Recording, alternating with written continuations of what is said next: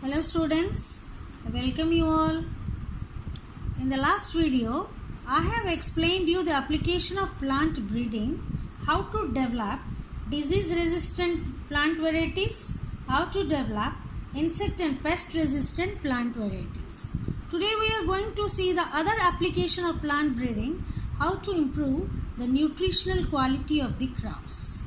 Okay, so the idea of breeding crops to enrich the nutritional value of the crops, that is with high value of vitamins, minerals, higher protein content, higher fat content, is known as biofortification. So biofortification is defined as the idea of breeding crops to increase their nutritional value. This can be done either through the conventional selective breeding or through genetic engineering. Genetic engineering is a recent science, applied science. So biofortification can be achieved through conventional method, that is selective breeding method, or through genetic engineering. So biofortification, how it differs from ordinary fortification? Because it focuses on making plant foods more nutritious as the plants are growing. Okay, so our aim is to make it more nutritious and to get the higher nutritional value. So rather than having nutrients, it mainly focuses on making plants more nutritious where they are being processed. Now, what is the main objectives of biofortification? The main focus or objectives of biofortification are to increase, number 1, the protein content and quality, number 2, oil content and quality, next vitamin content, mineral content, and there are some varieties which are rich in amino acids. In maize, they are Shakti, Ratan and Proteina. They are lysine rich varieties of maize developed in India. Lysine rich means they are rich in the amino acids.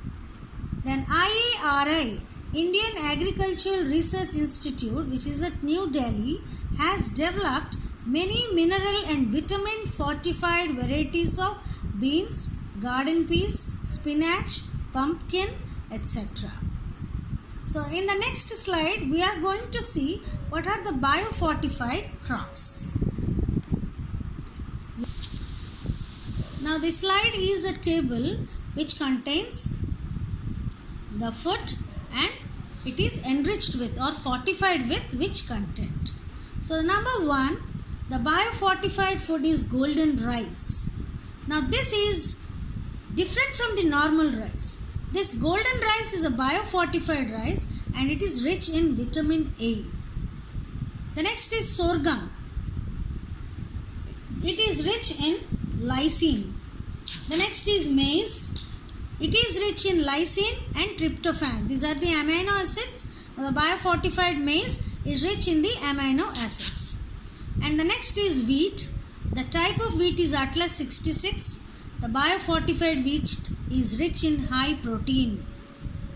And the next example is rice. We know that rice is rich in carbohydrate, but biofortified rice is rich in iron content. And the next example is sweet potato, where it is fortified with beta carotene. And the last example is bean, where it is biofortified with iron, about 60 to 70%. This is a very important question, biofortification. It is a 2-mark question and you will be asked the definition with examples, or 1 mark. Golden rice is rich in dash, maize is rich in dash. So fill in the blanks may also come as 1 mark, and biofortification is a very important subtopic.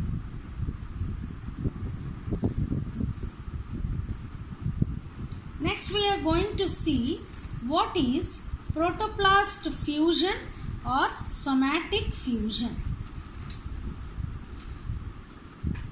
So before going to the fusion of protoplast, let us see now first what is a protoplast. Okay, what is protoplast? Protoplast means a plant, a bacterial or fungal cell where the cell wall is completely removed or partially removed. So a cell without a cell wall. okay, is known as protoplast. Now how the protoplast is removed? It is removed either mechanically, by hand, or enzymatic means. And this protoplast is an excellent tool for the synthesis of novel combination of genes and are essential for the genetic manipulation of plants. So this is a protoplast. Now if you combine two different protoplasts from two different cells, it is known as protoplast fusion. Okay. Now we will see now what is protoplast fusion or somatic fusion. It is a type of genetic modification in plants by which two different species of plants are fused together. Okay. A genetic modification in plants by which two distinct species of plants are fused together, and obviously it will result in a new hybrid plant, and that is having the characteristic of both the parent, and the hybrid is now called as a somatic hybrid. So by the fusion of two protoplasts, the phenomenon is called protoplast fusion and the hybrid is called somatic hybrid. In the next slide we are going to see how somatic hybridization or somatic fusion takes place. If we concentrate in this slide, you can see two different plants. On the left hand side there is a potato plant, that is Solanum tuberosum. On the right side, tomato plant Lycopersicum esculenta. So these are the two plants and the cell has been selected, or the protoplast has been selected. I think I told you earlier, protoplast is a cell without a cell wall. Now when two protoplasts or two different plants have been hybridized or fused together, protoplast fusion takes place. It will result in the form of a heterokaryon. Okay, two different nuclei are fused, resulting in a heterokaryon. Now if it is done, plating is done, then it will result in the formation of growth. So heterokaryon, also called as somatic hybrid.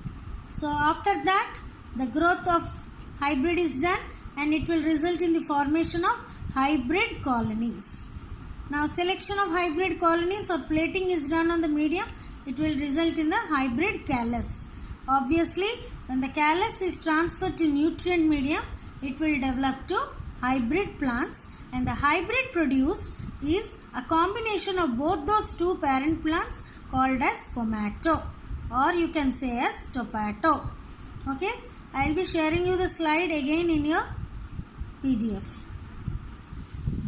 I will share the above slide again in your group.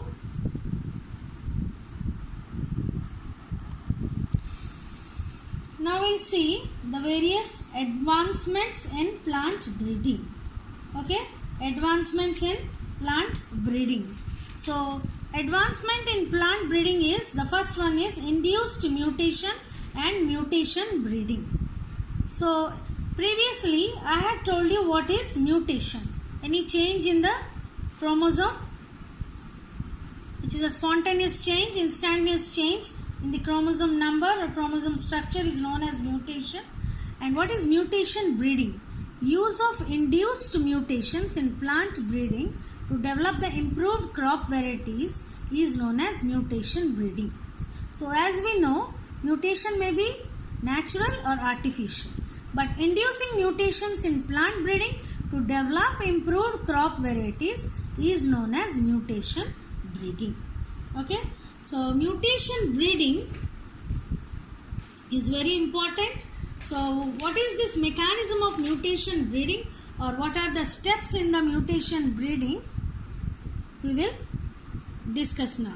The first thing is, the first step in the mutation breeding here, the seeds are first treated with a suitable mutagen. Mutagen is an agent which causes mutation. The next, the treated seeds are grown in the field. The next, after they are grown in the field, the plants are self-pollinated. So after self-pollination, the offsprings or progeny are formed. Now the progeny developed are observed or identified with desired characters. So the progeny with desired characters are identified and selected.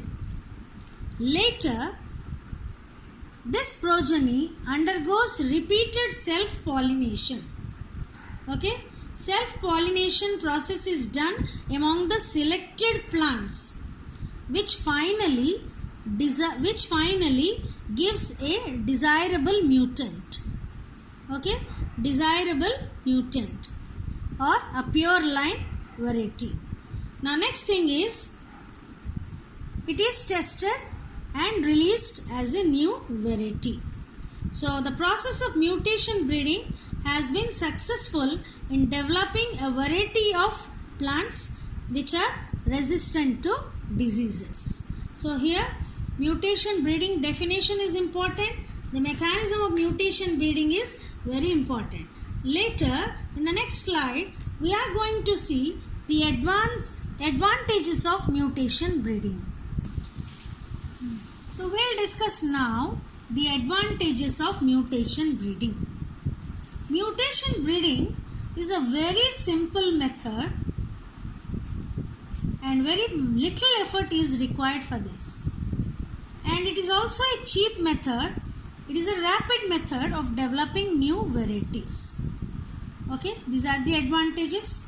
The next thing is induction of cytoplasmic male sterility. Then it is more effective for improvement of oligogenic characters. Generally, the expression of characters may be with a single gene or many genes. But when the expression of character is governed by a few genes, it is known as oligogenic. And because of the mutation breeding, the successive rate is relatively high. That means it is higher than the conventional method of plant breeding. So the next one is, the next advancement in plant breeding program is genetic variation through polyploidy. So what is polyploidy? The organism which contains two sets of chromosomes or two genomes in each cell is known as polyploidy. So polyploids may be of two types, autopolyploids and allopolyploids. Autopolyploids means the organism which have more than two copies of the same genome.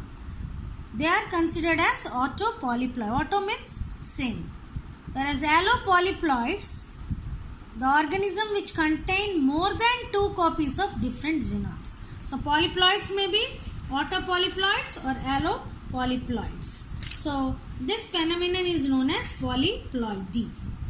The next is genetic variation through genetic engineering. So this is a new technique in which the genes are taken from the plant and inserted into another plant to create genetic variation. So genetic variation through genetic engineering. So by this way, with the help of genetic engineering, we can develop a transgenic crop and it is known as Prabhani Kranti.